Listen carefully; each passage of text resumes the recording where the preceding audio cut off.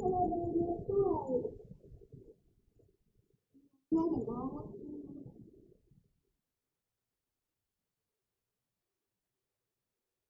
เราผมได้มองดูแล้วตัวนี้สวยมากเลยนะครับ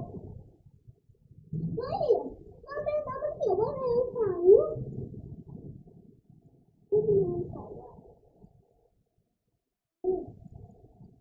ที่มันเรียนค่ะต้องคนแก่ปากไม่ใช่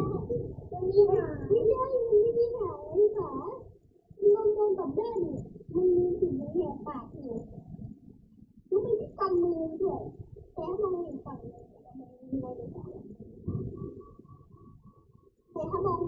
อ๋อพี่ขามันไม่ใช่เงาเสาลองกับด้านดิมันก็เลยว่ามันจะเห็นคนอ้าปากแล้วมันเกิดแล้วมันมีสามหัวอุ๊บมันสามมือโป้เนี่ยดูอ๋อเนี่ยทำไมด้านหลังมีเสาอ่ะไอ้ขาดูของก่อน